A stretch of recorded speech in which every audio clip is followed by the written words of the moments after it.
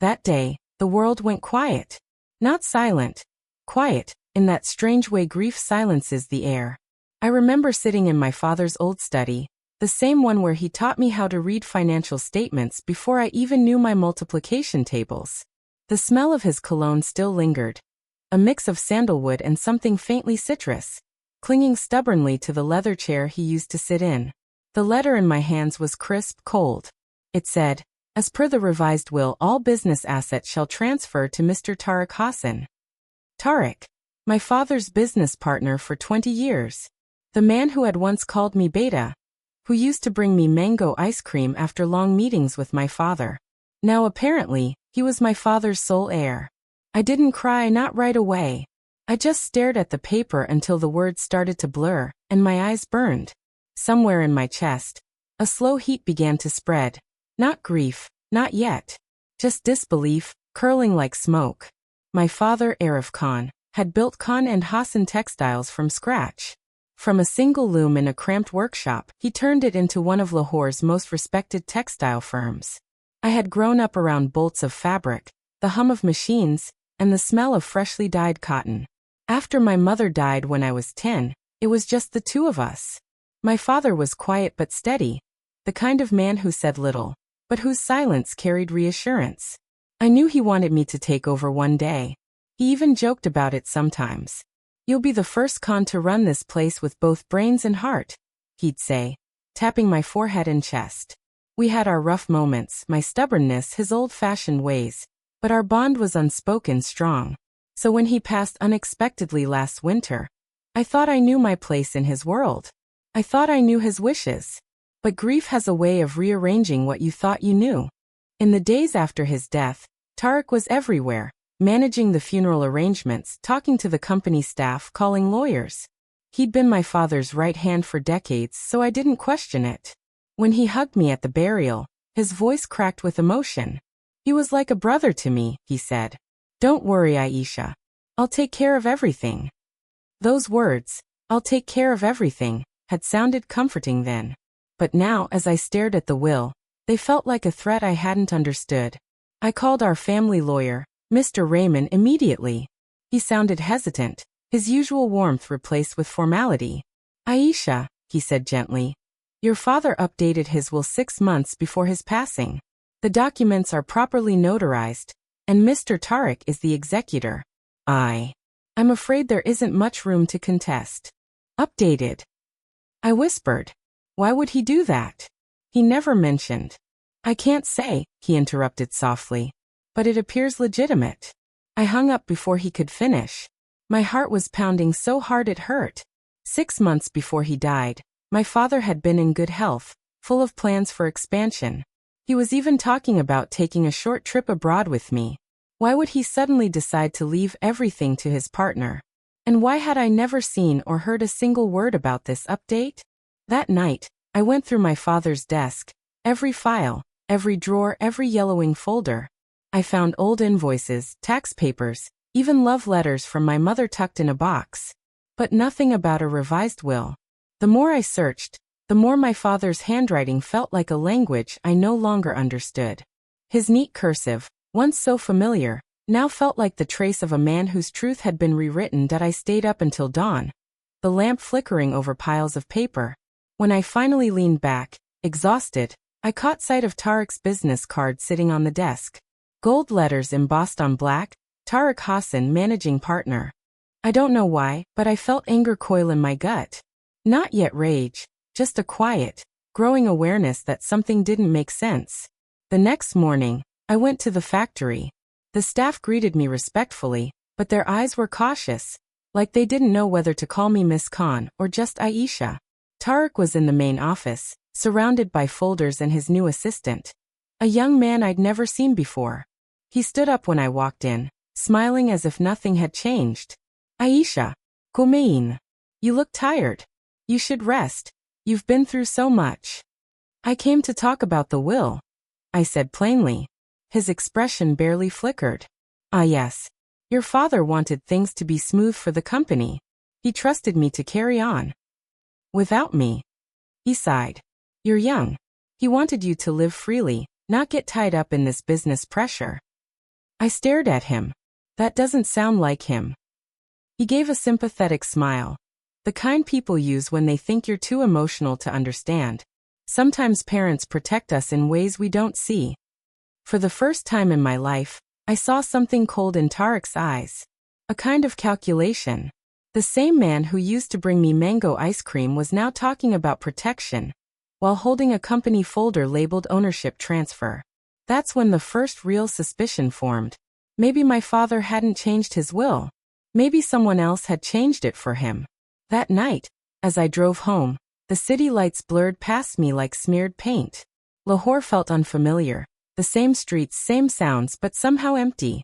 My father's voice echoed in my head. Never let anyone speak for your truth, Aisha. And I realized, maybe it was time to start asking the questions everyone hoped I wouldn't. The legal battle took almost 2 years. 2 years of sitting in courtrooms that smelled faintly of old paper and disappointment. 2 years of sleepless nights reading through contracts, emails, handwriting samples, anything that could prove what my heart already knew. That Tariq had forged my father's will. At first, everyone doubted me. Even some of my father's old colleagues thought I was chasing ghosts. Maybe your father changed his mind, one of them said kindly. Maybe he just trusted Tariq more with the business. I smiled politely, but inside, something kept burning. My father had raised me to see truth as sacred. He'd once told me, money can be made again, Aisha. But honor, that's a one-time gift. And I couldn't let someone like Tariq stain that.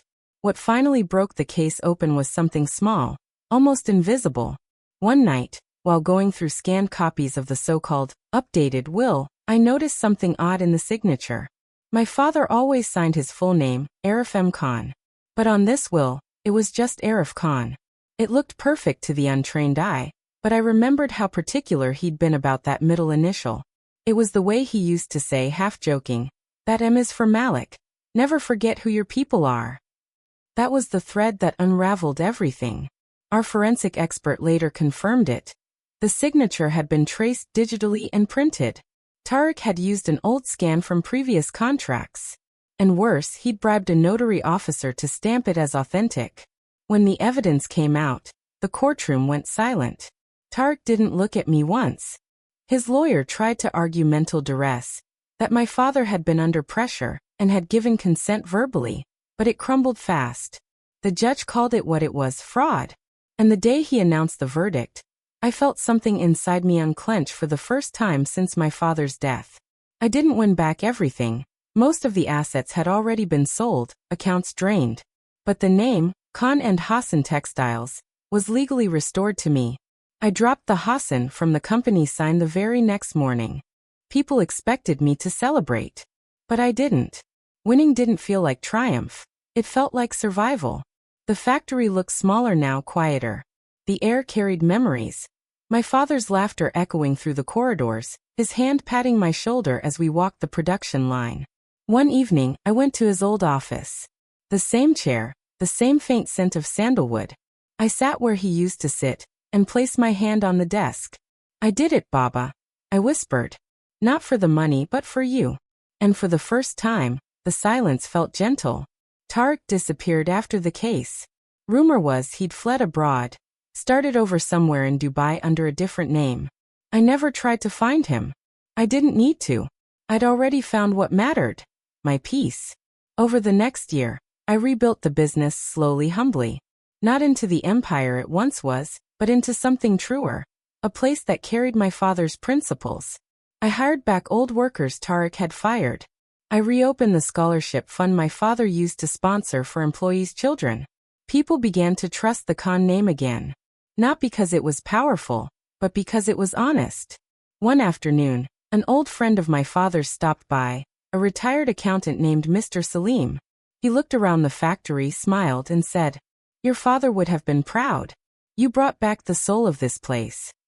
That night, I sat by the window of my apartment, the one overlooking the city skyline, and watched the lights flicker across the rooftops. I thought about how fragile legacies are, how easily paper can steal years of love and work. And yet, some things can't be rewritten. The way a daughter remembers her father, the quiet strength she learns from his silence, The fire that keeps her standing when the world calls her foolish for fighting. That was my true inheritance. Not land, not money, but the courage to speak truth, even when no one listens. Months later, I received a letter, hand-delivered, no return address. Inside was a single page, written in neat handwriting I didn't recognize. Aisha, you were right. I was wrong. I lost everything, and now I live with that weight. But I want you to know, your father trusted you more than anyone. I envied that. I tried to take what wasn't mine. I'm sorry. Teach. For a long time, I stared at that letter.